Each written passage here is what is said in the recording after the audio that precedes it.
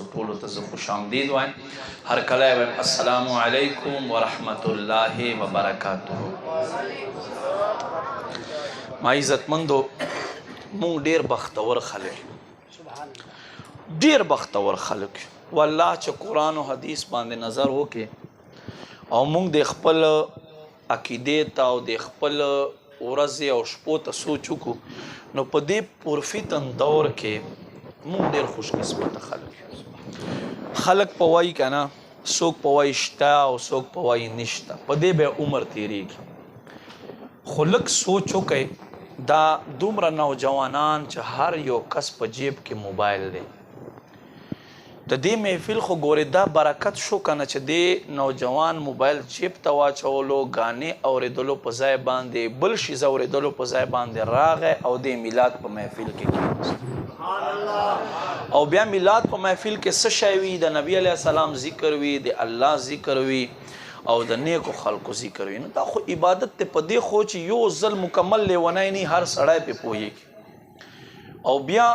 میلادونه خو جوماتو کې کېږي والله چې زه جومات کې میلاد وي دومره نه ورته خوشحالېږم چې څومره په کور کې ورته خوشحالېږم ته وایه ولې دې له جاته چې په جومات کې خو 24 غنټې د الله ذکر کېږي په کار خدا دی چې زمونږ کورونه د الله محبوب په ذکر باندې بختور او دا څه ټیم نه دی الله فرمایي ورفعنا لک ذکرک ای زما محبوبه ما د تا ذکر تا پاره اوچت کړی دی دا زده کوئ چې څنګه الله ازلی ابدي دائمی ذات دی داسې دا قرآن چې دی دا مخلوق نه دی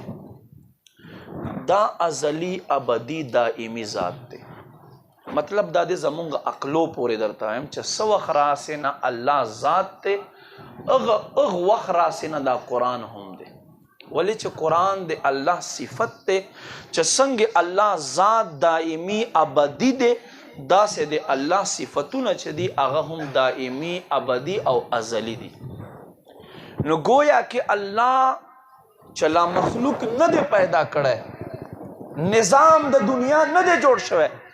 الله فرمایي ورفعنا لک ذکرک ای زما محبوبه مونږ ستا دپاره د تا ذکر اوچت کړل ډېر خلک وایي دا میلادونه اوس شروع شو هغه ته وایه ته راشه تا خو کتاب کتلی نه دی د بخاري په 25 جلدو کې یوه شرحه دی چې هغې ته عمدة القاري وایي علامه بدرالدین عینی حنفي دا شرحه لیکلې ده په هغې کې د مدینې په ذکر کې دی فرمایي توجه وکئ بالکل ساده الفاظو کې خبرې درته کوم چې په زړه ګلدسته کې ځای ورکئ او ټول عمر تاسو سره دلیل وي او ثبوت وي نبی علیه السلام لا ظهور دنیا ته نه دی شوی 3.5 کالو نه بعد به الله نبی دنیا ته تشریف راوړي یمن کې یو بادشاه دی عیسائی بادشاه دی هغه نوم دی شاه طبا څه نوم دی بادشاه طبا ده به خپل اولادونه جهاد ته لیږل عیسایت په هغې زمانه کې نو یو ځل داسې وشول چې د 100 ځل بچي راولېږله خو بچي به ناکام شول او جهاد به وبیللو اخیر بادشاه وی چې دا څنګه چل دی وی دا تاسو کم ځای ته ځئ وی مونږ د یمن په مشرق باندې ځو هلته یو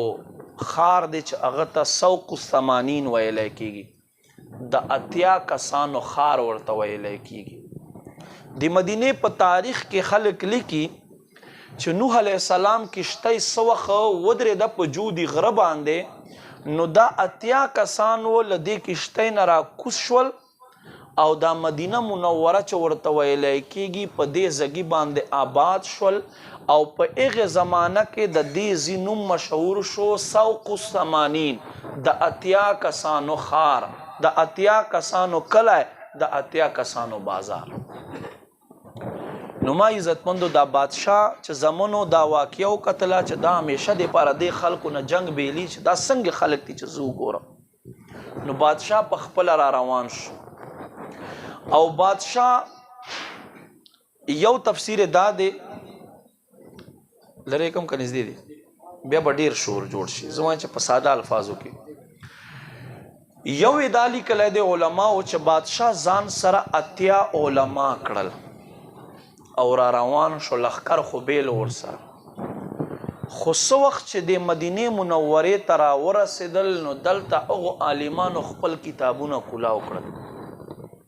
او رب ته په سجدې باندې شو او بادشاه ته وای ای بادشاه سلامت که ته ځې مخې ته ځې که ته وروستو ځې ته ځه خو مونږ له دې ښار نه نه خوځو دا ښار یې زمونږ مسکن دی بادشاه وای دا ولې وای دا ځکه چې مونږ په تورات کتاب کې نبی آخر الزمان کمې نښې لیکلی شوي دي هغو نښو مطابق هغه ښار چې مونږ کتابونو کې ویلی دی هغه دا ښار دی چې اوس مونږ پکې موجود یو ان قریب به نبی آخر الزمان دنیا ته ظهور فرمایی او بیا به دی دې ښار ته هجرت رکی او دې ښار کې به آبادیږي مونږ د ده راتګ نه مخکې گویا کې ده ته انتظار کوو او د ده استقبال کوو عمدة القاری لیکي وی بادشاه هم خوش عقیده سړی و هغه وی چې دغه نبی اوصاف ما ته بیان کړي نو هغه تورات 80 عالمان ورته وی بادشاه سلامت دغه نبی آخر الزمان چې دی دا د ټولو انبیاو پیشوا او مقتدا دی د ټولو انبیاو امام دی دا هغه نبی دی چې د ده حکومت چې دی صرف یو کلی یو ښار پورې به نه وي له مشرق نه تر مغربه پورې تر شمال نه تر جنوبه پورې او ځمکې نه تر آسمانونو پورې به د ده نبوت وي او ټول به د ده کلمه وایي وی لږې نور صفت راته وکړئ وی نور صفت خو یې دا دی چې دی به په درېبان د 30 کلونو کې کل دنیا ته د اسلام پیغام ورسوي او د ده ځاني دشمن چې وي هغه به هم د ده په مینه کې د په قدمو کې حاضر شي او دا به یو داسې نبي وي چې په ورځ د محشر به د ده په شفارشتو باندې د ده په شفاعت باندې حساب او کتاب شروع کیږي دا به هغه نبي وي چې اول به د جنت دروازه کولاو کوي دا به هغه نبی وي چې دی به اول خپل امت جنت ته دننه کوي بادشاه یو عاشق سړی و یو مین سړی و چې دا ذکر یې واورېدو نو دې کسانو ته 80 کورونه جوړ کړل او خپلې 80 مینځې دې عالمانو ته په نکاح باندې ورکړلې او نبی علیہ السلام دے پارا په یو روایت کې راځي یو منزل په بل روایت کې راځي 2 منزله په بل روایت کې راځي 3 منزله کورې نبی علیہ السلام دنیا ته راتګ نه 300 کاله مخکې کور ورته جوړ کړو تا ما خو میلاد وکړو 10,000 روپۍ به ولګیا 20,000 روپۍ به ولګیا ته خو کلمه وایې او الله نبی دنیا ته راغی تشریف وړلو قرآن هم نازل شو مکه دی وپېژنده مدینه دی وپېژنده هیڅ نشته صرف هغه عالمانو دا ذکر په تورات کې کتلی و آسماني کتابو کې کتلی و هغه ذکر یې ورته وکړو بادشاه یو خط ولیکلو یو خط یې ولیکلو په هغه خط کې وایي چې اے د الله قدردان نبی زما وخت خو تا نه مخکې دی زه به د تا زمانه پیدا نه کړم خو زه د ستا کلمه وایم او تا امتی او غلام جوړېږم زما دا خط چې څه وخت تاسو مبارکو ګوتو ته راشي نو زما دا خواست دی چې ما په خپلو امتیانو په غلامانو کې تاسو شامل وګرځئ ما عزتمندو زمانه تیریږي دا خط نسل در نسل د یهودیانو عالمانو په نسل کې تبدیلیږي را تبدیلیږي تر دې پورې چې الله محبوب سوخ مدینه منورې ته تشریف راوړو هر یو صحابي خپل کور دروازه کولاو کړی ده کور دروازې مخې ته ولاړ دی تو وای داسې استقبال به تر نن پورې د چا شوی وي هر یو صحابي خپل کور مخې ته ولاړ دی وای قربان که زمون کور ته تاسو د خپل مبارک قدمونه راوړئ مونږ باندې خو شورونه لا اختر دی نو دا به نور هم لوی اختر نبی علیه السلام فرمایي نه زما اوښه چې چېرته کینی هغه به زما مسکن او زما کور ګرځېږي ګوره عاشق د عاشق په ژبه باندې پوهېږي نبی علیه السلام هغه اوښه ناقة القصوى چې نبی علیه السلام په تشریف فرماو ټولو خلکو دروازې کولاو دي خو هیڅ چا کور ته نه دننه کېږي هغه اوښه چې د کور ته راغه چې کوم دا کور 300 کاله مخکې نبی علیه السلام د پاره جوړ شوی دی بس بې د تپوس یې سر ښکته کړو دې کور ته را دننه شو او نبی علیه السلام فرمایي زه به دلته پاته کېږم دا کور په دې وخت کې چا په لاس کې و حضرت ابو ایوب انصاري رضی الله تعالی عنه نبی علیه السلام تشریف فرما شو په دې کې دا خط هم ورته راغی دا خط ورته راغی چې حضور دا کور هم ستاسو په نوم جوړ شوی دی او دا خط نن 300 کاله مخکې یا 350 کاله مخکې شاهد توبه د یمن بادشاه ستاسو په نوم باندې لیکلی دی نبی علیه السلام فرمایل مونږ ته د ایمان هم قبول دی مونږ ته د غلامي هم قبول ده او په ورځ د محشر به دا زما امتیانو غلامانو کې راپورته کېږي شاعر فرمای دیدن د سر په سودا کیږي چې سر لري خاورې به وکړي دیدنونه چې سر لري خاورې به وکړي دیدنونه دا ما عزتمندو قدرمندو د محبت یوه سودا وي محبت سوداګانې دنیا ته لا تشریف نه دی راوړلی شوی محبوب دنیا ته مخې ته دا لا سکه ما عزتمندو نبی علیه السلام را تک ته 100 کاله لا پاته دي یهودیانو د عیسایانو قافلې تیریږي مکې مکرمې په یو طرف باندې غار ثور سره یوه قافله تیریږي په هغې کې د عیسایانو عالمان دي توجه غواړم مختصر غواړم ما عزتمندو د نبی علیه السلام ذکر شروع شو ذکر ولې شروع شو ذکر داسې شروع شو چا کسانو کله خپل کتابونه وکتل نو دی وی دا مخامخ غر چې کوم ښکاریږي دې ته غار ثور وای او دا هغه غار دی چې الله نبی به دلته هجرت په ټیم 3 شپې پکې کوي دلته به هجرت کوي راځي به په دې لار بځي او 3 شپې به دی په دې غار کې کوي دا خبره په دې وخت کې انسانان نور نشته او انسانانو عمرونه دومره نه وي یو مار واورېدله مار هغه وی چې دا به لا څنګه نبی وي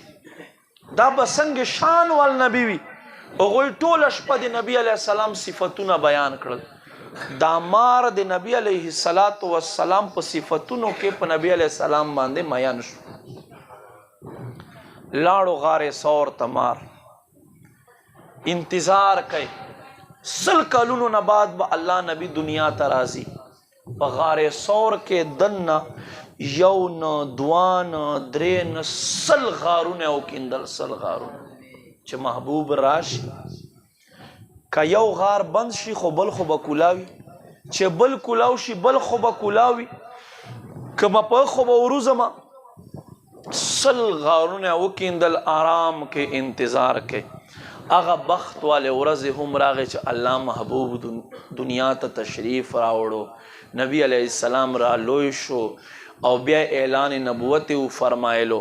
او بیا 63 سال 53 سال کې نبی علیه السلام لمکې نه مدینې ته هجرت شروع کړو چې دی غار ته راغو په دی غار کې نبی علیه السلام پړاو کوي ابو بکر صدیق رضی الله تعالی عنہ په پتون باندې سر کې خو قربان تاسو آرام وک حضرت ابو بکر صدیق رضی الله تعالی عنہ خپل پټکې سیره کړو او هغې نه ټوټې جوړې کړې او څومره غارونه چې ټولې بند کړل اخیر کې یو پاته شو هغه کې خپله پونده کې خو چې داسې نه څه تکلیف دی شیز راونه وځي او الله محبوب ته تکلیف نه کیوه دومره محبت ما عزتمندو مار دنه سما لګولې ده، کله یو ځي ته لاړ شي، کله بل ځي ته لاس او خپې خو شته نه چې لرې کړي. بهرحال اخر د حضرت ابوبکر صدیق رضی الله تعالی پوندې خواته چې راغی نو د پوندې ته ټک ورکړو. چې ټک یې ورکړلو دی په درد شتو سترګو نه اوښکې راغی. حضور فرمایي ولې صدیق؟ وایي قربان مار وخوړلم. نبی علیه السلام فرمایي خپله دې خواږه خپلې لاړې مبارکې ولګولې، درد ختم شو، لږ شانتې وخت تیر شو چې په دې کې څه ګوري چې یو اوږد او غټ مار راپورته شو. محبوب ورته فرمایي ولې؟ وایي قربان دا غارونه ټول ما کیندلي ستاسو په انتظار کې، 100 کاله مې په دې غار کې ستا پاره انتظار کړی دی، گویا کې هره شپه ما په میلاد کې تیره کړې ده. او چې تاسو راغی سیدنا صدیق اکبر ټول غارونه بند کړل. یو کې پونده کې خو ما وې داسې نه چې الله محبوب بغیر د لیدو مانه لاړ شي. نو زه د خپل عشق او د محبت له لاسه مجبور وم قربان دې له جاته مې دته تکلیف ورکړو. ما عزتمندو حضرت ابوبکر صدیق ته شهید ویلی کېږي. ولې ویلی کېږي چې په آخر وخت کې د زهر بیا اثر راپورته شو او دی له دې نه بیا شهید شو. لږ نور محبوب راتګ نه مخکې نبی پاک صلی الله علیه و آله وسلم په صحابهو کې له واړو نه زیات عمر وال صحابي حضرت سلمان فارسی و. نبی علیه السلام سره چې دی میلاو کېدو د 100 کاله عمر و، تکه سپینه ږیره وه. سلمان فارسی ته وایي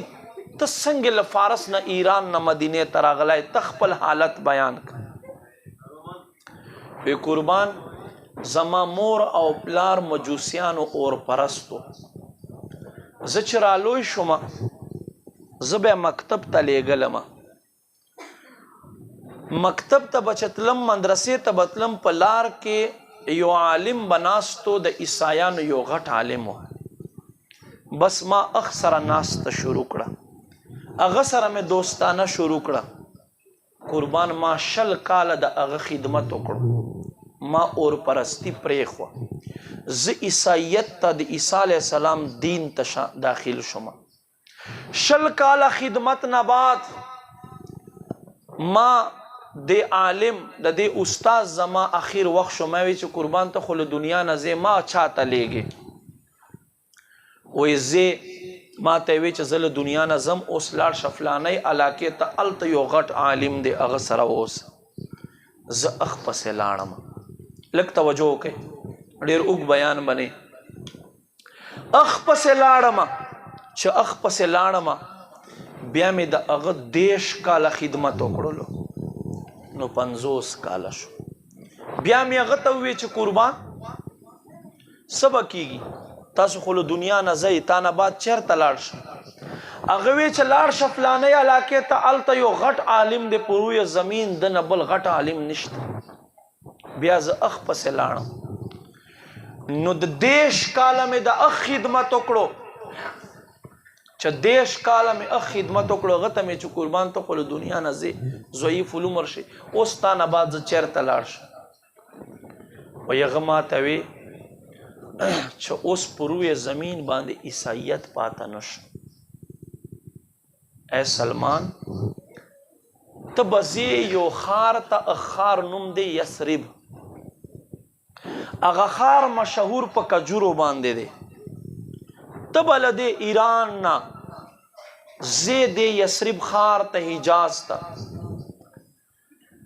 هلته به عنقریب نبی آخر الزمان ظهور فرمایي. بس ته د اخ کلمه ووایه او د ده امتی شه، نور عیسایت دین اوس پاتې نشو. ما وی قربان ټیک ته ته خو ما لیږې، داسې خو به ډېر خلک دعوې به کوي، هغه خو ما ته نښې وښایه که نه، څه نښې به وي؟ واوره زما او ستا نبي الله نښې هم په مخکینیو کتابو کې بیان کړي دي، خو په دې باندې دغه یو څو کتابونه چې وایي دا خلک نه پوهېږي، دا دې ځي کې الله یو تقسیم ایښودی دی. دا په مدرسې او په مولا درس باندې نه کېږي ګیره بیا نه وي برید پې نه خو نبي علیه السلام په نوم به سر ورکوي او تر نامې پورې بیا ګیره وي او چې نوم یې اخلي په تندي بیا 12 بجه اوسي دا د الله یو تقسیم دی نښې بیا څه وي و یغ عالم اغ راهب ما ته وې 3 نښې ایوان 3 نښې اوله نښه بیا دا وي چې دی به صدقې مال نه قبلې څه ورکړي چې دا صدقه د دی بیا نه قبلې نبوت دا وخت هر سړی کولی شي خو د ده به 3 نښې وي یوه نښه بیا دا وي چې دی به صدقه نه قبلې دویمه نښه بیا دا وي چې ده ته ورته وایي چې دا شیز چې دی دا هدیه دی هدیه کوم اسې تاسو له در کوم بیا قبلې تحفه درله در کوم او درېمه نښه بیا دا وي د 2 اوږو منځ کې سټ لاندې د اګۍ زیړو په شان باندې به دومره یوه نښه وي او په هغې به لیکلی شوي وي محمد رسول الله تکبیر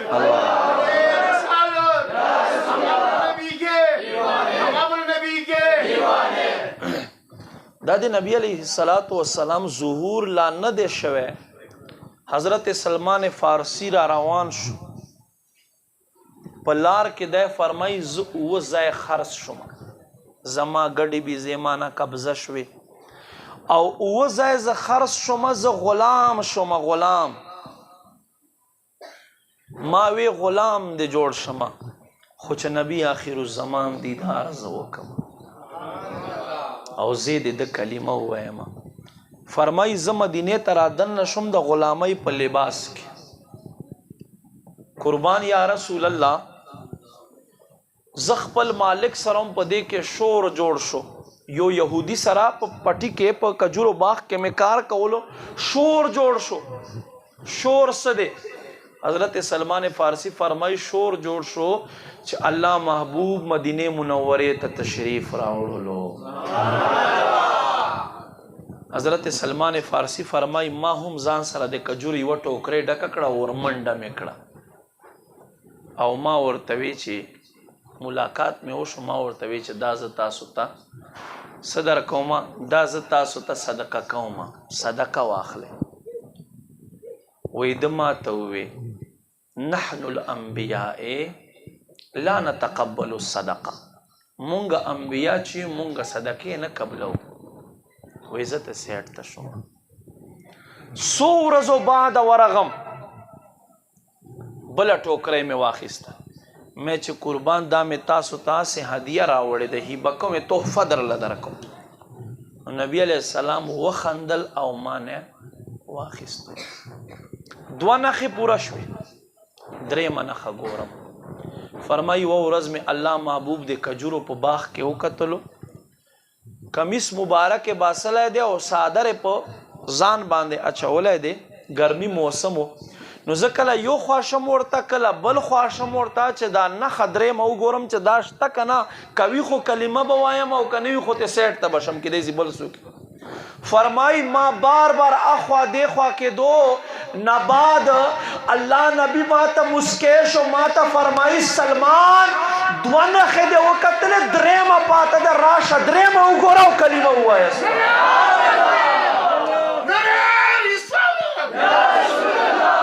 فرمائی چھ دریمہ نخا میں وقتل پا اوگو کی بائنس کے لئے کلیو محمد الرسول اللہ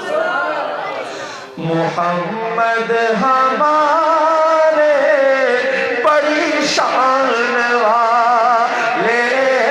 محمد ہمارے بڑی شان والے محمد ہمارے بڑی شان والے پمینا محبت سرا محمد بڑی شان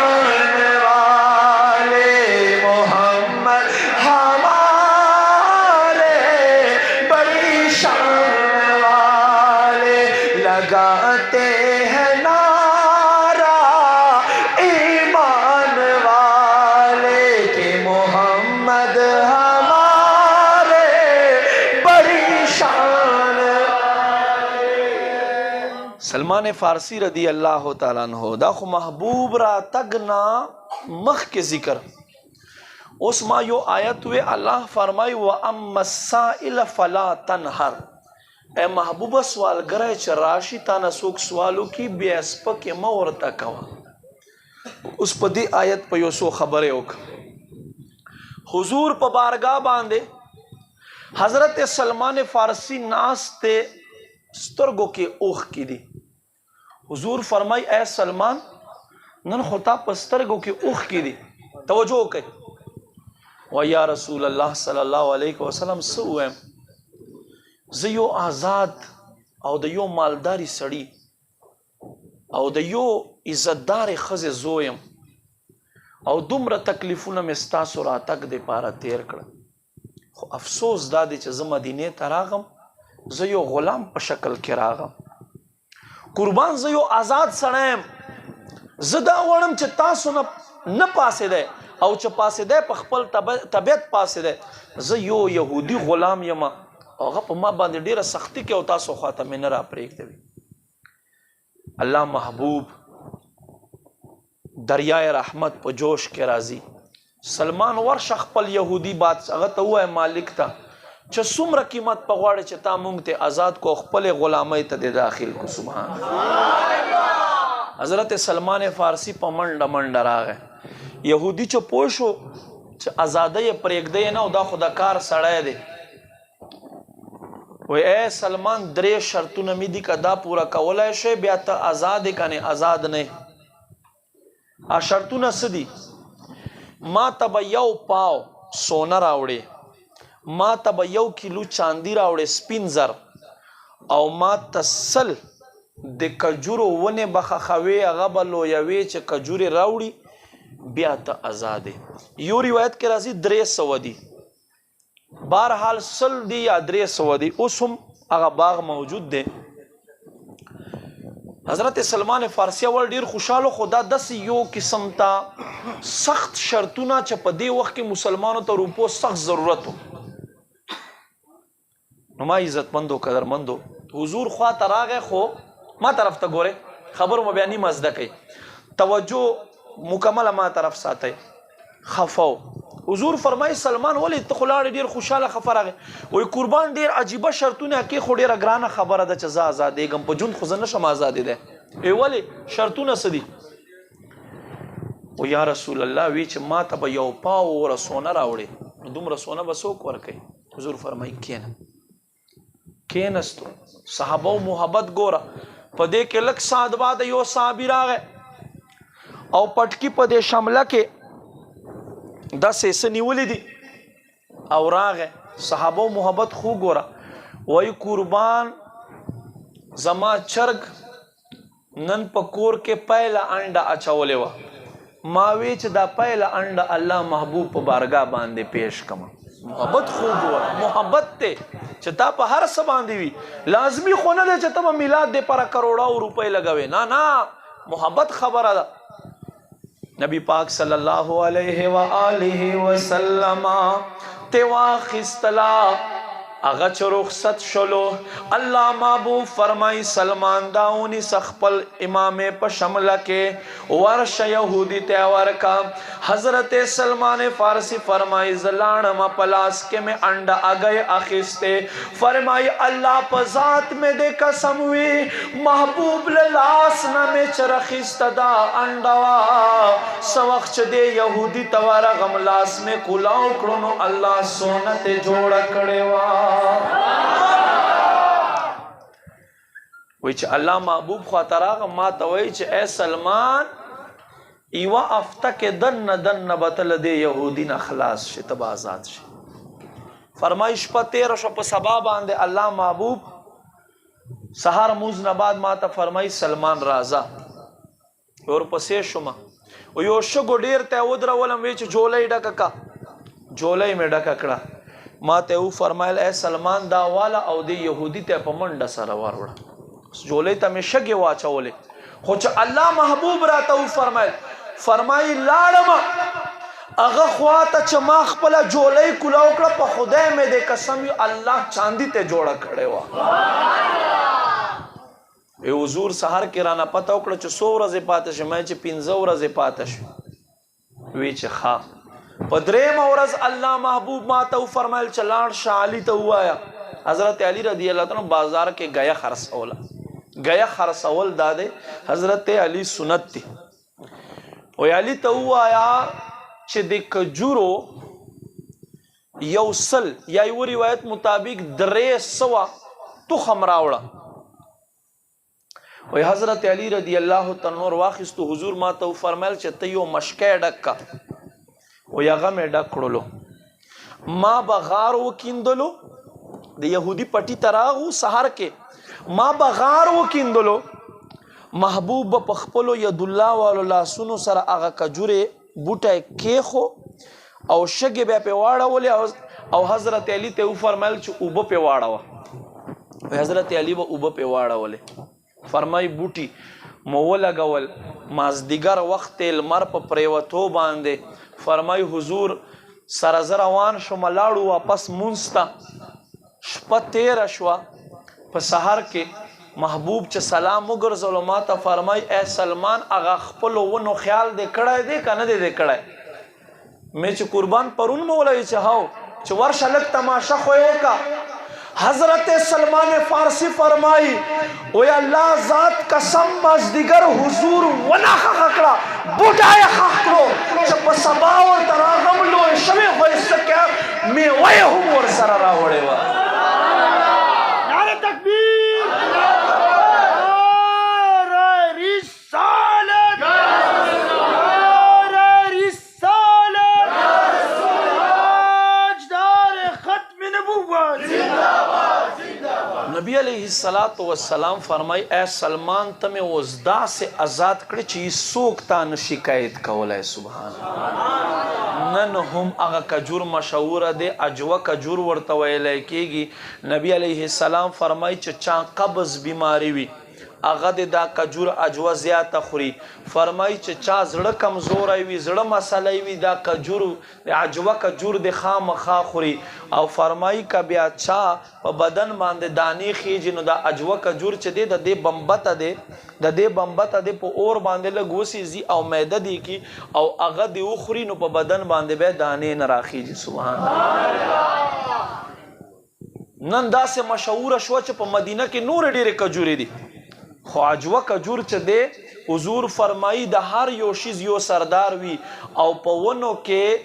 د اجوا کوم ونه د عادت ټولو ونو سردار ده او فرمایی کجورو کې لواړو نه بهترین کجور چې دی هغه اجوا کجور دی او حضور فرمایی چې کم سړای شپې او دانی اخري د سړی ته شیطان نسی نږدې کېدای سبحان الله دا سه کجور دی الله دې مونږ ټولو په نصیب باندې وګرځوي نو ما عزتمندو الله نبی سره چا وخت تیر کړه حضرت زید بن حارثه نبی علیہ السلام خواته چا غلام راوړو توجه وکړئ بجلی ضرورت نشته دی ما طرف ته بل خیر چا غلام راوړو کم عمر و 10 کاله عمر و او نبی علیہ السلام خواته 14 کاله تیر کړ نور 23 سال ته ورسېدو مور او پلار ته پته ولګیده چې داسې په مکه کې زمونږه زوی دی بلا چې زوی ته پته ولګي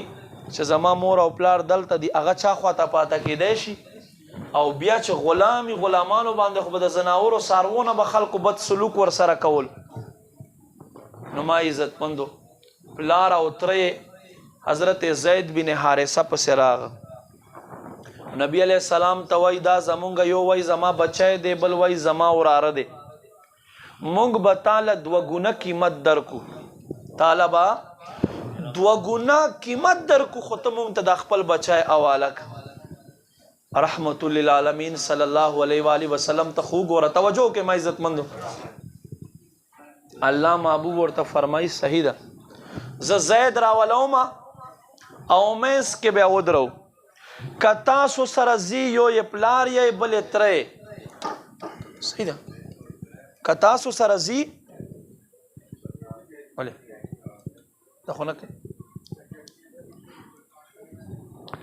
لک توجه کې خبره مکه بس مختصر کوی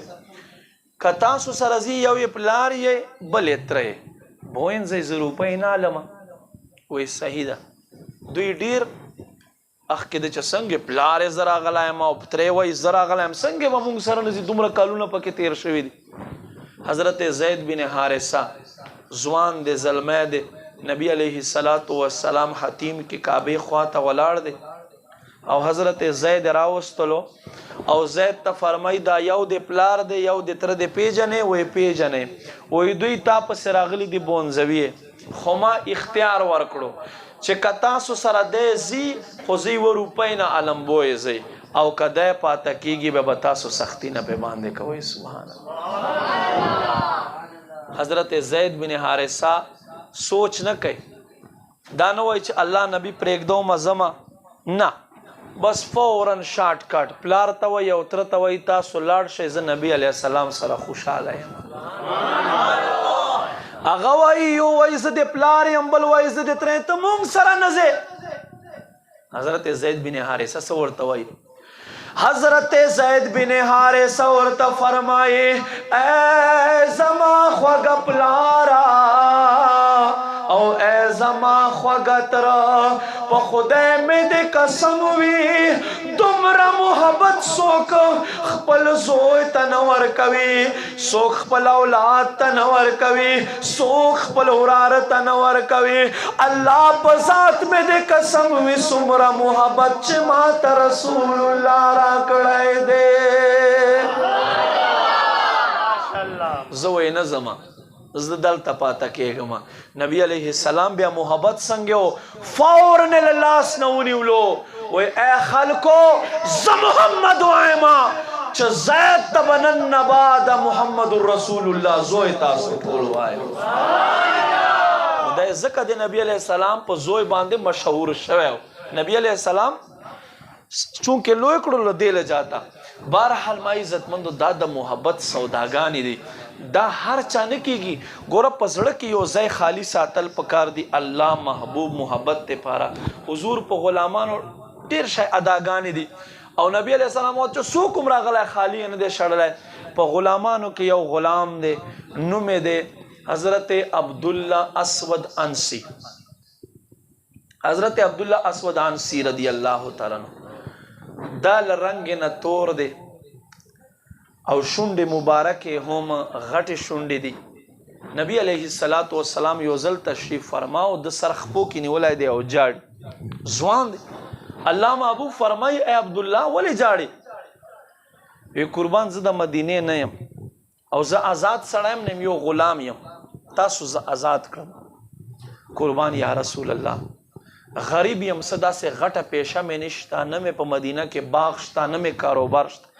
دې له جاته چاته چې رشته ور ولېږم نو رشته مالا نه راکوي علامه رشد القادری په زلف و زنجیر کې لیکي فرمای الله محبوب وخندل وای عبدالله اسود انسی بس صرف دا خواهش ته دی چې ته واده وکړې یو قربان دا خواهش مې چې زه واده وکړم حضور فرمای ای زما غلاما ای عبدالله لاړ شبنی قلب قبیله سردار تورشا سلام پہ باندھی وایا سلام نباد وینا ورتوکا زیو عام سڑین یما ز رسول اللہ قاصد را لے گلے یما اللہ رسول او اللہ دا خوخدا چھ دستا دائیو بچائی دے دات ما تپ نکارا کے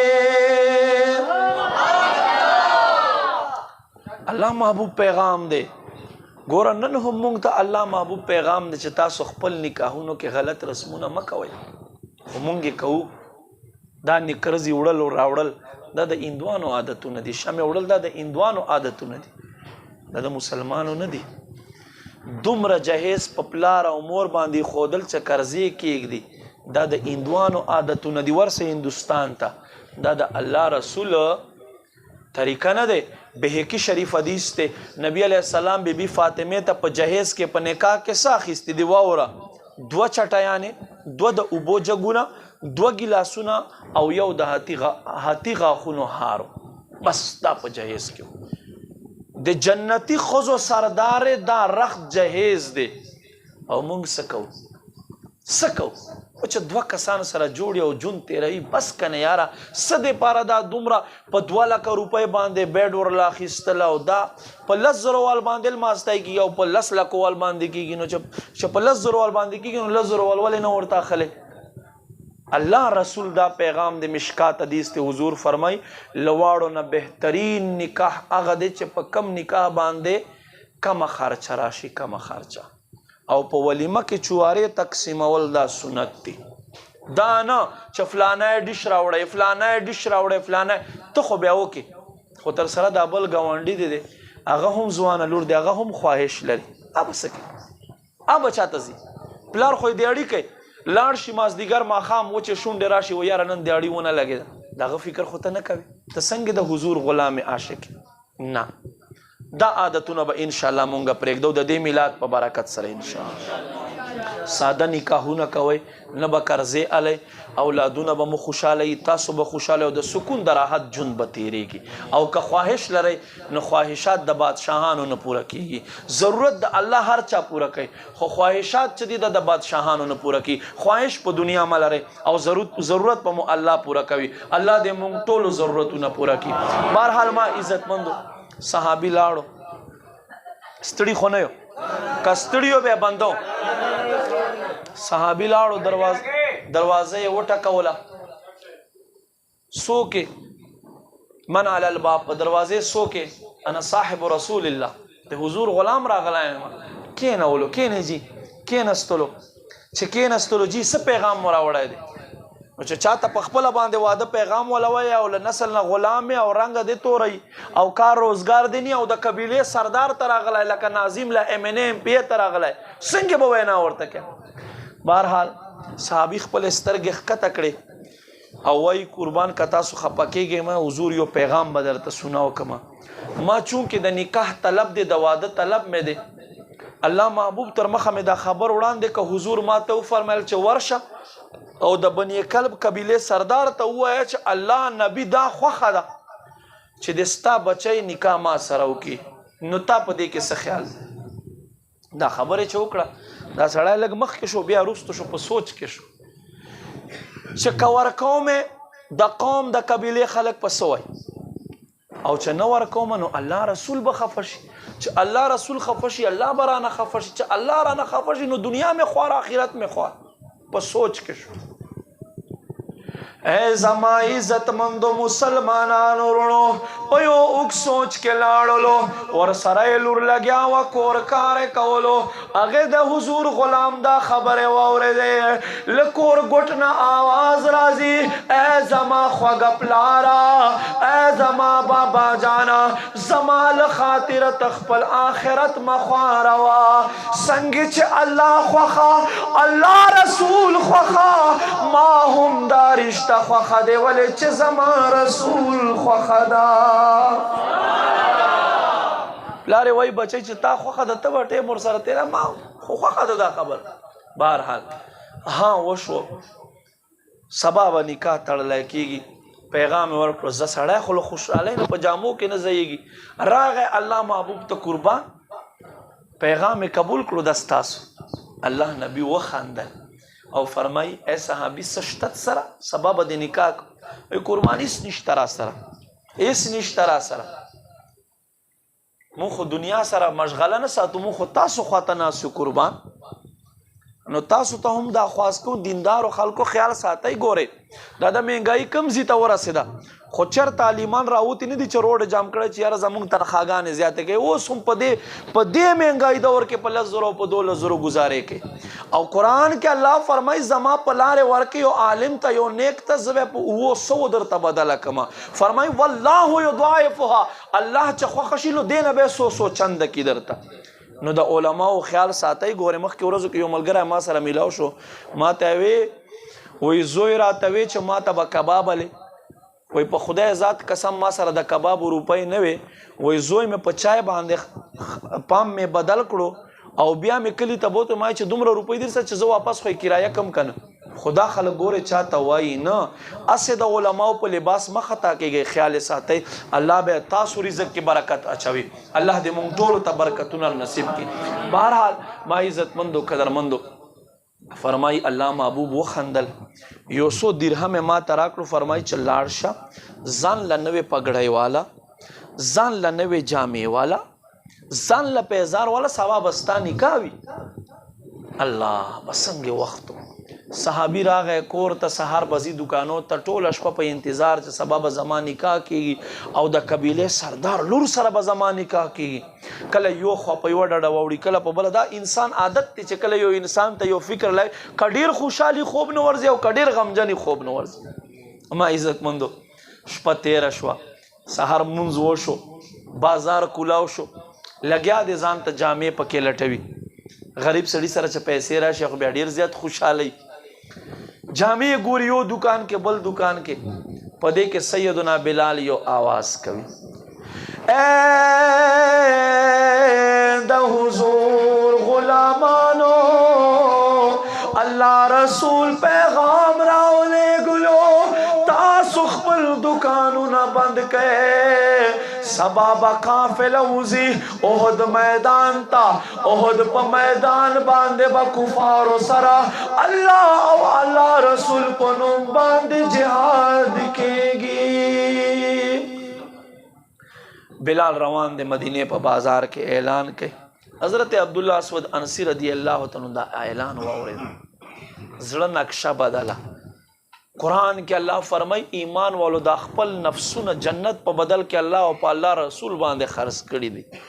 زړه نقشه بدله واده شوق ختم بل خواته شوق واوړېدو لاړو فورا هغه دکانونه پرې خو ځان ته یو ډال واخیستو ځان ته یوه توره واخیستله او په ښکته سترګو کور ته را روان شو یو خو خوشحال دی چې سبا به جهاد ته ځمه او بل خوا دا فکر چې تا نه خو سنت پاته کېږي د حضور سنت ته نه پاته کېږي سبا خو تا نکاح دی خو ما عزتمندو حضور محبت او الله او الله رسول دپاره خپل ځان قربانول دا چې داسې معمولي خبره نه ده بهرحال بیا بله شپه په انتظار باندې تیره شوه په سحر حضور احد چې دی مدینه منوره کې احد میدان الله دې تاسو ټول بونځي ډیر نږدې دی زه به روزانه مازدیګر تلمه ډیر خوند کوي پیدل سړی ور روان شي دغه 2.5-3 کیلومتره دی ډیر خوند کوي او بیا چې دا نقشه دې په زړه کې الله اکبر او دا یاد او بیا حضرت عبدالله اسود انسی مزار ته ودرېږي سید الشهدا مزار ته ودرېږي نو وای بچو والله ته خوځېدی نه او بیا که شپې 2-3 بجې راغې نو هلته به څه داسې خلک وینې اولیاء به وینې چې والله حیران به پاته شي او دا یو غز د کوي چې چا اولاد نه کېږي او سید الشهدا حضرت امیر حمزه خواته ودرېږي او وایي چې اے سید الشهدا زه تا ته سلام ته راغلی او ما اولاد نه کېږي چې زما اولاد وشي زما زوی وي زه به امیر حمزه نوم پې باندې ږدو کتابونه لیکي الله دغه انسان ته خامخا نارینه اولاد ورعطا کړي ډیر نږدې دی الله دې مونږ ټولو په نصیب کړي بیا چې دقسې علم نه ډک ورغلی بیا خو ډیر خوند کوي ډیر سړي ته لذت ملوي